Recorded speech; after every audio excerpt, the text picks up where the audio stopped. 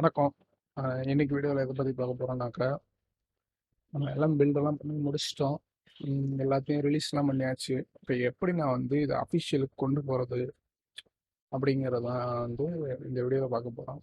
First உள்ளே போகிறதுக்கு முன்னாடி பண்ணக்கூடாத விஷயங்களை நான் சொல்லிடுறேன்.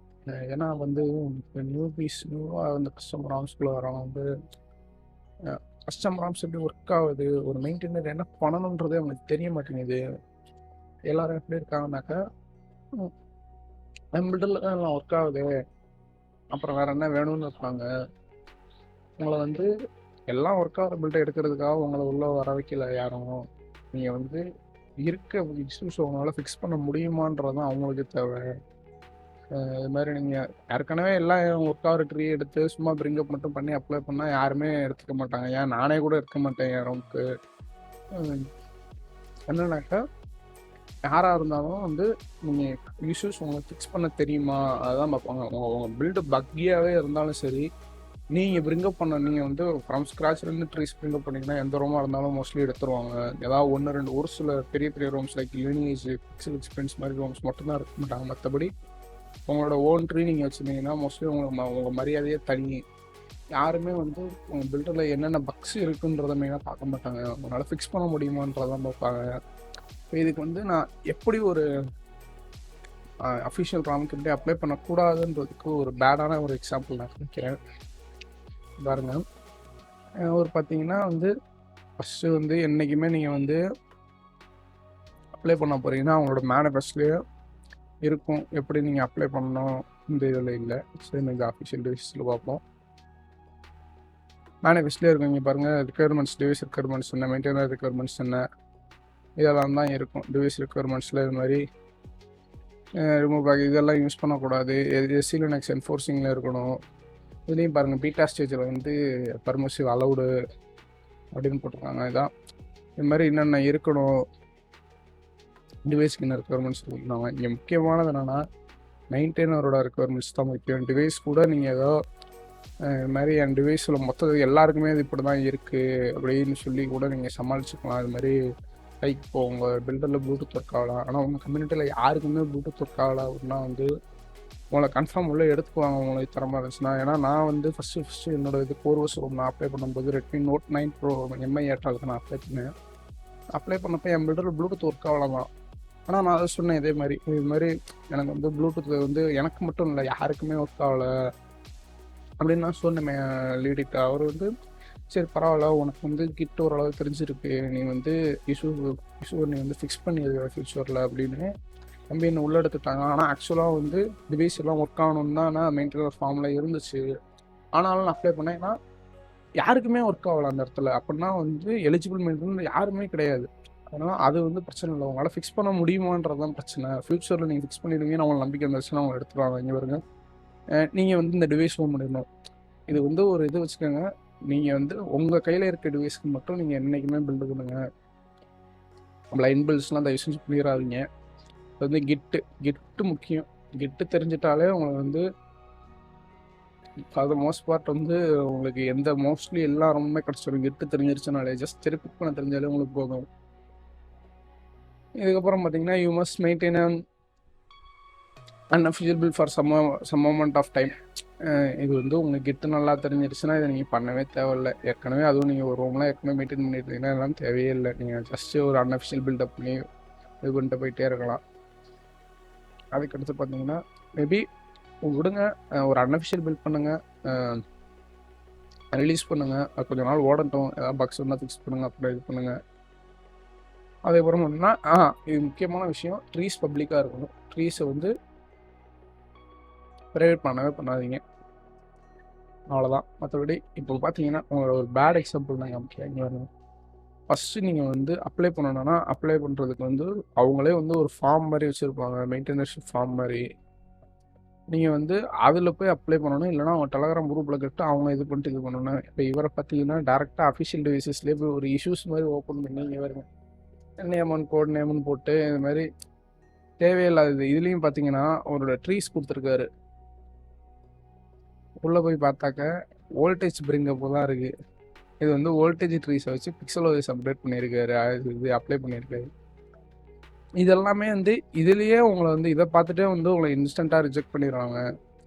அதே மாதிரி அன்அஃபிஷியலாக பில்ட் பண்ணுறீங்க அப்படின்னாக்கா அன்அஃபிஷியல் மோஸ்ட்லி மென்ஷன் பண்ணாதீங்க. இது மாதிரி என்கிட்ட ஒரு பில்டு அன்அஃபிஷியல் என்னைக்குமே மென்ஷன் பண்ணுங்க. அஃபிஷியலாக இருந்துச்சுன்னா நான் இது மாதிரி இந்த ரூம் அஃபிஷியலாக பில்ட் பண்ணுறேன்னு சொல்லிடுங்க. அன்அஃபிஷியல் மென்ஷன் பண்ணாதீங்கன்னு தான் நான் சொல்லுவேன். கேட்டால் அது மட்டும் எவ்வளோ நாங்கள் இதெல்லாம் ஒன்றா இது வந்து ப்ராப்பர் வே ஆஃப் அப்ளைங்கே கிடையாது. ஒரு சும்மா வந்து ஒரு ஷோ ஆஃப் மாதிரி சரிங்க ப்ரோ இன்னும் ப்ரோன்னே நீங்கள் மென்ஷன் பண்ணவே கூடாது. ஃபஸ்ட்டு ஒரு ஆக்சுவலாக நீங்கள் ஒரு இன்டர்வியூ எப்படி அட்டன் பண்ணுறீங்களோ அந்த மாதிரி அட்டன் பண்ணுறது ரொம்ப நல்லது. ப்ரோ ஏன் ஒன்று என்ன பண்ண நாலேஜு வந்து தேவையில்லை. இங்கே பாருங்க ப்ரோ ப்ளீஸ் அன்பிளாக்கு லெட் ஸ்டாக் அது இதுன்னு தேவையில்லாத இதை போட்டு இவர் அப்ளை பண்ணியிருக்காரு. இதுக்கு அவங்க அப்படியே ஒரே ரிப்ளை இவர் ஃபஸ்ட்டு நீ அப்ளை பண்ணால் ஒன் ட்ரீஸே இல்லை பிக்சலோ ட்ரீஸை எமனி வோல்டேஜ் வச்சு இது பண்ணியிருக்கா அப்படின்னாங்க.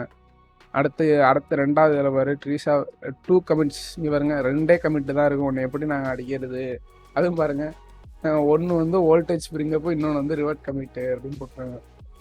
ஸோ பேசிக்கலி என்னன்னாக்கா டோன்ட் பி திஸ் கை மாதிரி ஜஸ்ட் பிரிங்கப் மட்டும் பண்ணிட்டு அப்ளை பண்ணாதீங்க. என்றைக்குமே வெறும் பிரிங்கப் மட்டும் பண்ணிவிட்டு அப்ளை பண்ணிங்கன்னா யாருமே வந்து உங்களை எடுக்கவே மாட்டாங்க.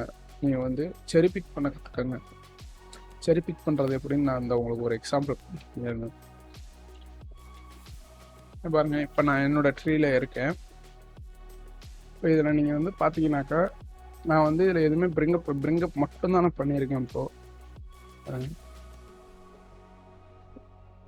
நான் வந்து பிரிங்கப் மட்டும்தான் பண்ணியிருக்கேன், வேறு எதுவுமே நான் பண்ணலை. இப்போ இதில் இப்போ நான் இதை இப்படியே கொண்டு போய் நான் அப்ளை பண்ணி பாருங்கள் 2 கமெண்ட் தான் கிட்ட லாக் காமிக்கிறேன் பாருங்க.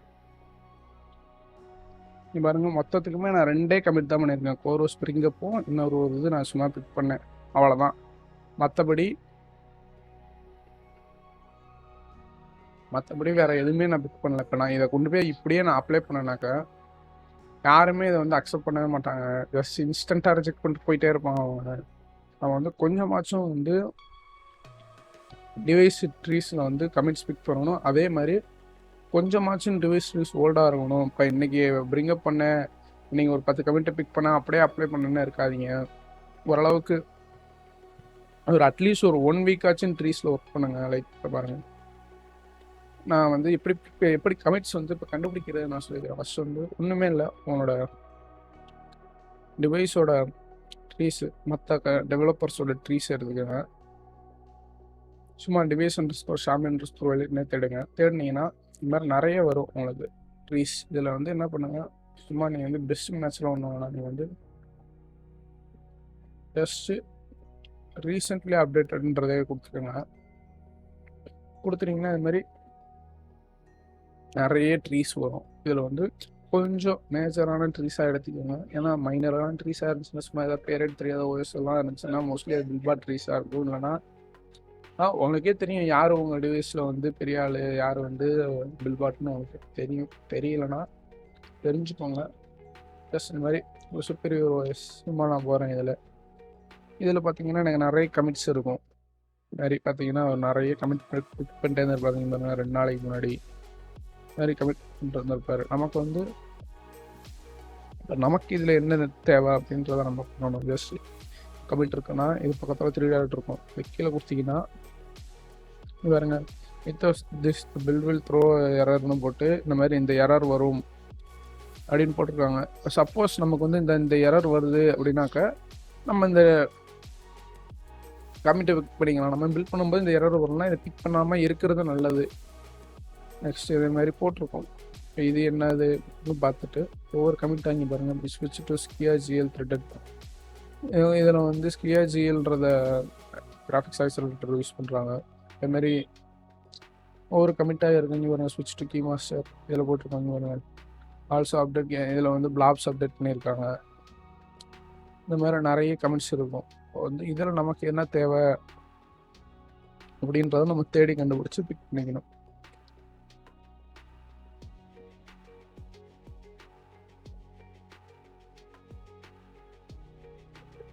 சரி, இப்போ எனக்கு வந்து இந்த இது எனக்கு லாக்ஸில் வருது. ஸோ வந்து எனக்கு இப்போ இந்த கமிட் நான் பிக் பண்ணுறேன் அப்படின்னாக்கா ஜஸ்ட் காப்பி பட்டன் ப்ரெஸ் பண்ணிக்கோங்க. காப்பி ப்ரெஸ் பண்ணிட்டீங்கன்னா காப்பி ஆகிடும் அந்த கமிட் ஐடி. இப்போ நம்ம அடுத்து என்ன பண்ணோம்னாக்கா ஃபஸ்ட்டு இந்த ட்ரீஸை ஃபெச் பண்ணிக்கணும். ஜஸ்ட் காப்பி பண்ணிவிட்டு இது ஃபெச்சு அதை பேஸ்ட் பண்ணுறோன்னா ட்ரீஸ் ஃபெச் ஆக ஆரம்பிச்சிடும். இந்த ட்ரீஸ் க்ளோன் பண்ணுறது வேறு, ஃபெச் பண்ணுறது வேறு. நம்ம இந்த இடத்துல வந்து ட்ரீஸை வந்து ஃபெச் பண்ணுறோம். ஃபெச் பண்ணி இதுலேருந்து தேவையான கமிட்டை மட்டும் எடுக்கிறோம். நம்ம அவங்களை வந்து இந்த ட்ரீ அப்படியே இன்னொரு ஃபோல்டரில் க்ளோன் ஆகும். ஸோ அந்த கமிட்டை நான் கரெக்ட் பண்ணிக்கிறேன்.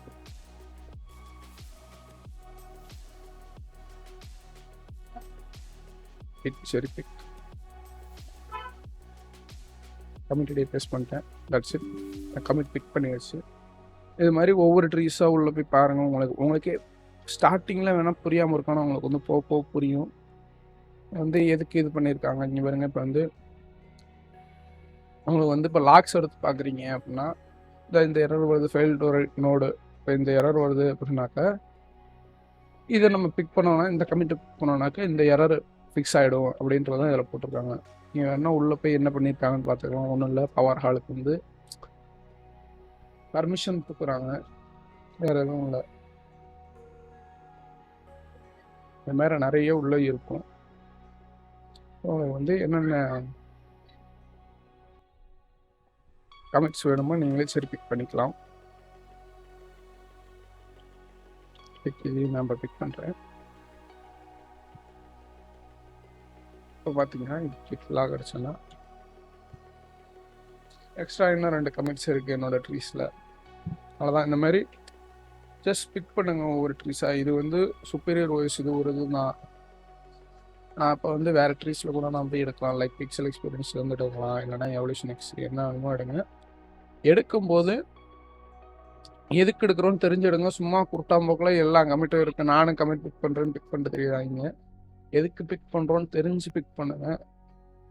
ஏன்னா வந்து சம்டைம்ஸ் நீங்கள் வந்து அப்ளை பண்ணும்போது ஒரு சின்ன இன்டர்வியூ மாதிரி வச்சு உங்கள்கிட்ட கேட்பாங்க, இது மாதிரி இந்த கமிட் எதுக்கு நீங்கள் பிக் பண்ணியிருக்கீங்க அப்படின்னு கேட்பாங்க. நீங்கள் சும்மா வந்து பிளைண்டாக கமிட் பிக் பண்ணிடுறீங்க அப்படின்னாக்கா உங்களுக்கு ஒன்றும் தெரியாத இடத்துல திணறிட்டு இருப்பீங்க. இதே வந்து மேம் பிக் பண்ணுறோன்னு தெரிஞ்சு பிக் பண்ணிங்கன்னா நான் இந்த இதுக்கு தான் பிக் பண்ணேன் அப்படின்னு சொல்லி நீங்கள் இது பண்ணிக்கலாம்.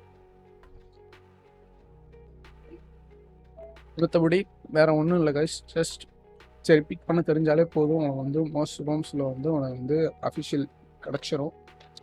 மேபி ரொம்ப லீனியேஜ் வாய்ஸ் மாதிரி ரோம்ஸ்லாம் பார்த்தீங்கன்னாக்கா அவங்க வந்து நீங்களே உங்களோட ஓன் கர்னல் நோட்ஸ் இருக்கணும், ஸ்க்ராட்ச் வந்து ட்ரீஸ் பில்அப் பண்ணியிருக்கணும், இந்த மாதிரிலாம் பார்ப்பாங்க. மற்றபடி நார்மலான ரோம்ஸ் எல்லாத்துக்குமே வந்து ஜஸ்ட் உங்களுக்கு செரிபிக் பண்ண தெரிஞ்சாலே போதும். ஏன் கரெக்டாக செரிபிக் பண்ண தெரிஞ்சாலே போதும். அவங்க வந்து அஃபிஷியல் மெயின்டெனராக எடுத்துவாங்க. நீங்கள் வந்து போக நீங்களே வந்து எல்லாம் கற்றுக்குவீங்க. இந்த விஷயத்தில் ஸ்டார்டிங்கில் கஷ்டமாக இருக்கும், பட் வந்து போக போக எல்லாம் உங்களுக்கு புரிஞ்சிடும். That's it guys. பை.